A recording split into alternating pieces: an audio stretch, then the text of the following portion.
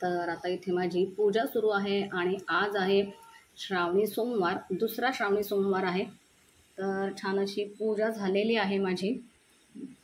हळदी कुंकू वाहिलेला आहे, दिवा लावलेला आहे आणि आता शिवपूजन माझं चालू आहे। तर आता या गडूमध्ये ना मी पाणी घेतलेलं आहे आणि त्या पाण्यामध्ये थोडंसं भस्म घातलेलं आहे। तर आता या पाण्याने मी भगवान शंकरांच्या पिंडीवर अभिषेक करणार आहे। ओम नमः शिवाय, ओम नमः शिवाय, ओम नमः शिवाय, ओम नमः शिवाय, ओम नमः शिवाय। सौराष्ट्रे सोमनाथं च श्रीशैले मल्लिकार्जुनम् उज्जैन्यां महाकाल ओंकारम् अमलेश्वरं परल्यां वैद्यनाथं च डाकिन्यां भीमशंकरं सेतुबन्धे तु रामेशं नागेशं दारुकावने वाराणस्यां तु विश्वेशं त्र्यम्बके गौतमी तटे हिमालये तु केदारं कृष्णेश्वरं तु शिवालये एतानि ज्योतिर्लिङ्गानि सायं प्रातपठेन्नरः सप्तजन्मकृतं पापं स्मरणेन विनश्यति इति ही श्री द्वादशैर्ज्योतिर्लिङ्गानि स्तोत्रं संपूर्णं संपूर्णं संपूर्णं।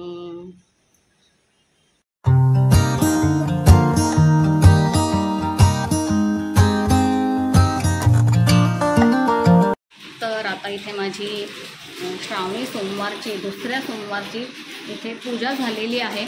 जी नित्य देवपूजा आहे ती झालेली आहे। भगवान शंकरांच्या पिंडीवर भस्माच्या पाण्याचा जलाभिषेक झालेला आहे। त्याच्यानंतर आता माझी जी पण काही नित्य पठण आहे स्वामी चरित्र सारामृताचे 3 अध्याय, त्याच्यानंतर संक्षिप्त श्री गुरुचरित्राचा 1 अध्याय, त्याच्याप्रमाणे गणपती बाप्पांचा, भगवान शिवांचा, कुलदेवतेचा, श्री दत्तगुरु महाराजांचा आणि स्वामी समर्थांचा जप, असं जे पण काही माझं नित्य पठण आहे ना ते सगळं मी आता करून घेणार आहे। आणि जी पण काही माझी पुन्हा एकदा भगवान महादेवांची जी पण पूजा आहे तर ती मी पुन्हा एकदा प्रदोष काळात सुद्धा करते। आणि आज मी काहीतरी स्पेशल आणलेलं आहे पूजा करते, तुम्हाला पुढे व्हिडिओमध्ये कळेलच, तर त्याच्यामुळे हा व्हिडिओ शेवटपर्यंत नक्की बघा। तर चला आता मी माझ्या पठणाला सुरुवात करते। तर त्याआधी आता माझ्या बेडरूमच्या गॅलरीमधली जी पण काही टूर आहे ती राहिली आज, तर ती पण छोटीशी टूर तुम्हाला देते। तर आज छान अशी 2 फुलं आलेली आहेत, आता ही अजून उमलतील। इथे पण एक फूल आलेलं आहे, छान गुलाबी फुलंसुद्धा आलेली आहे, ती पण मी संध्याकाळी आता प्रदोष कालामध्ये अर्पण करेन। आणि छान असं माझं तुळशी पूजनसुद्धा झालेलं आहे, सकाळचं तुळशीला जलसुद्धा अर्पण केलेलं आहे। त्याच्यानंतर सूर्याला अर्घ्य देऊन झालेलं आहे, शमीवृक्षाची, बेलवृक्षाची, त्याच्यानंतर नागवेलीच्या वृक्षाची, नागवेलीच्या म्हणजे झाडाची, त्याच्यानंतर ब्रह्मकमळाचं झाडसुद्धा माझ्याकडे आहे। तर या सगळ्या झाडांची मी रोज हळद कुंकू अक्षता वाहून पूजा करते, तर ती सुद्धा पूजा झालेली आहे। तर चला आता मी पटकन वाचायला बसते, माझं जे नित्य पठण आहे ते करायला बसते आणि भेटते तुम्हाला संध्याकाळी, कारण आता मला पुन्हा 10:30ला लॉग इन करायचं आहे। जास्त वाजलेले नाही आहेत, 9 सव्वा 9 वाजलेले आहेत, माझ्याकडे वेळ आहे भरपूर व्यवस्थित। तर मी आता शांतपणे वाचून घेते। आता 10 वाजून 5 मिनटं झालेली आहेत आणि माझी देवपूजा जे पण काही नित्य पठण आहे ते इथे झालेलं आहे।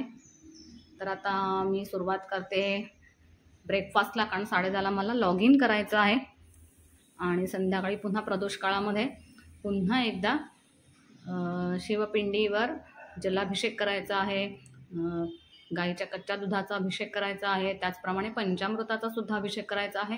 आणि आणखीन एक काहीतरी छान गोष्ट करायची आहे, ती या व्हिडिओमध्ये तुम्हाला पुढे कळेलच, त्यामुळे व्हिडिओ शेवटपर्यंत कुठेही स्किप न करता पाहत राहा। तर आता माझा हा ब्रेड क्रम्सचा चिवडा रेडी झालेला आहे आणि आता मी पटकन नाश्ता करून घेते आणि लॉग इन करून घेते आणि भेटते तुम्हाला संध्याकाळी। तर व्हिडिओ कुठेही स्किप नका करू, संध्याकाळी पुन्हा भेटूयात, व्हिडिओ शेवटपर्यंत नक्की बघा। तर आजची दुसऱ्या श्रावणी सोमवारची प्रदोष काळातली जी पण काही देव्हाऱ्यातली चांदीची शिवपिंडी आहे ना त्याच्यावर माझा गाईच्या कच्च्या दुधाने अभिषेक झालेला आहे, पंचामृताने अभिषेक झालेला आहे आणि छान अशी प्रदोष काळातली पूजा इथे संपन्न झालेली आहे। आता मी करणार आहे, माझ्याकडे जे बेलाचा वृक्ष आहे त्या बेलाच्या वृक्षामध्ये बाजूलाच मी पार्थिव शिवलिंग बनवलेलं आहे, तर त्याची आता पूजा मी करून घेणार आहे. तर चला आता मी तिकडे जाते पूजा करायला. मी इथे आलेली आहे बेडरूमच्या गॅलरीमध्ये. इथे तुळशीला दिवा लावलेला आहे, साजूक तुपाचा दिवा लावलेला आहे. त्याचप्रमाणे शमी वृक्षाला मस्टर्ड ऑइल म्हणजे मोहरीच्या तेलाचा दिवा लावलेला आहे. आणि इथे पार्थिव शिवलिंगाची पूर्ण तयारी केलेली आहे आणि आता मी पार्थिव शिवलिंगाची पूजा करून घेणार आहे. तर मागच्या व्हिडिओमध्ये जो श्रावणी सोमवार होता तेव्हा मी सांगितलेलंच आहे की पार्थिव शिवलिंगाची पूजा मी कशी करते ते. तर आता मी करून घेणार आहे आणि तुम्हाला फक्त दाखवणार आहे. सविस्तर जर बघायची असेल की पार्थिव शिवलिंगाची पूजा कशी करायची, तर मागचा जो श्रावणी सोमवारचा पहिला सोमवारचा व्हिडिओ आहे ना, तो नक्की जाऊन बघा तुम्ही. तिथे संपूर्ण मी विस्तारित माहिती सांगितलेली आहे. तर आता इथे माझी पार्थिव शिवलिंगाची पूजा संपन्न झालेली आहे. छान अशी पूजा झालेली आहे. बेलवृक्षाच्या झाडाच्या बाजूलाच मी अशी जागा ठेवलेली आहे जेणेकरून तिथे मी पार्थिव शिवलिंगाची पूजा करू शकू. ओम नमः शिवाय, ओम नमः शिवाय, ओम नमः शिवाय. तर मंडळी, हे आहे नर्मदेश्वर शिवलिंग. तर या शिवलिंगावर मी सर्वप्रथम पाण्याने अभिषेक केला. त्याच्यानंतर आता मी पंचामृताने अभिषेक करत आहे. ओम नमः शिवाय, ओम नमः शिवाय. त्यानंतर आता इथे मी गाईच्या कच्च्या दुधाने अभिषेक केलेला आहे आणि त्यानंतर पुन्हा पाण्याने अभिषेक करणार. तर आता या नर्मदेश्वर शिवलिंगावर मी आता एक एक करून अर्पण करत आहे. आता मी मध अर्पण केलं आहे. यानंतर मी आता अर्पण करणार आहे ते म्हणजे गाईचे साजूक तूप. तर पंचामृत अर्पण केल्यानंतर ना, या पंचामृतात ज्या पण काही गोष्टी आपण घेतो ना, त्या सगळ्या गोष्टी आपण इथे पुन्हा एकदा अर्पण करायच्या आहेत वेगवेगळ्या.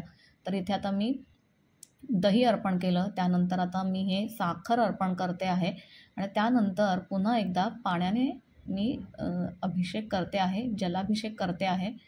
ओम नमः शिवाय, ओम नमः शिवाय, ओम नमः शिवाय. तर आता जलाभिषेक माझा इथे पूर्ण झालेला आहे. त्यानंतर हे जे शिवलिंग आहे ते मी अगदी स्वच्छ करून पुन्हा एकदा पूजेसाठी मी घेणार आहे. आणि जे पण काही जलाभिषेक केलेलं पाणी आहे ना, ते मी माझ्याकडे जो बेलाचा वृक्ष मी लावलेला आहे, बेलाचे झाड लावलेले आहे ना, तर तिथे ते पाणी मी अर्पण करणार आहे. तर इथे आता मी हे जे शिवलिंग आहे ते स्वच्छ करून घेतलेलं आहे आणि त्याच्यानंतर आता वरती त्याला भस्म लावलेलं आहे. आणि आज दुसरा श्रावणी सोमवार असल्यामुळे आज शिवामूठ आहे तीळ. तर शिवलिंगावरनं मी काळे तीळ अर्पण करते आणि असे हे तीळ आहे ना, ते 1.25 मुठीने अर्पण करायचे असतात. त्यालाच शिवामूठ असं म्हणतात. म्हणजे एक पूर्ण मूठ आणि एक अगदी पाव मूठ म्हणतो ना, त्याला 1.25 मूठ असं म्हणतात. त्याच्यानंतर मी माझ्या झाडाचं जे पण बेलपत्र आहे ते आदल्या दिवशी काढून ठेवलेले. तर मी इथे 108 बेलपत्र कधीच वाहत नाही, 3 बेलपत्रच वाहते. आणि बेलपत्र वाहताना ओम नमः शिवाय, ओम नमः शिवाय, ओम नमः शिवाय असं नामस्मरण करते. आणि हे आहे गोकर्णाचं माझ्याच झाडाचं पांढऱ्या रंगाचं फूल, जे भगवान शिवांना अतिशय प्रिय आहे. तर अशी माझी ही साधीसुधी नर्मदेश्वर शिवलिंगाची पूजा झालेली आहे. भगवान शंकरांना ना बेलपत्र वाहताना तेच पुन्हा बेलपत्र आपण धुवून जर वाहिलं ना तरीसुद्धा चालतं. कारण बेलपत्र म्हणजेच बिल्वपत्र हे कधीही शिळं होत नाही. जोपर्यंत ते खराब होत नाही तोपर्यंत ते स्वच्छ धुवायचं, स्वच्छ करायचं आणि मगच ते पुन्हा एकदा आपण शिवपिंडीवर वाहू शकतो.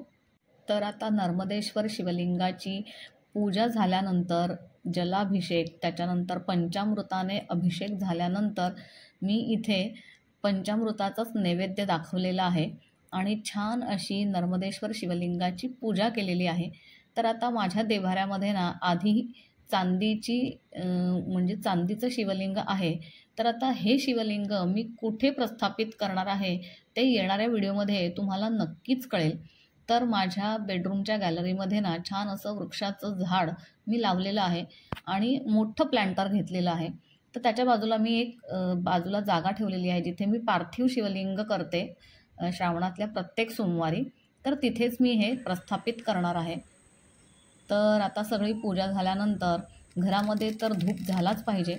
तर आता इथे मी एक धूपकोन घेतलेला आहे आणि त्याच्यामध्ये कापूर आणि त्याच्यावर 2 अख्ख्या लवंगा घेऊन पूर्ण घरामध्ये हा धूप फिरवून घ्यायचा आहे, जेणेकरून ना घरामध्ये सकारात्मक वातावरण निर्माण होईल.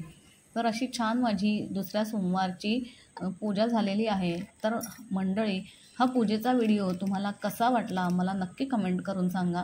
व्हिडिओ आवडला असेल तर व्हिडिओला लाईक करा, शेअर करा आणि माझ्या चॅनलवर जर तुम्ही नवीन असाल तर सबस्क्राईब करायला मात्र विसरू नका. तर पुन्हा भेटूयात अशाच एका नवीन व्हिडिओमध्ये नवीन माहितीसह. तोपर्यंत काळजी घ्या, सेफ रहा अँड बाय बाय.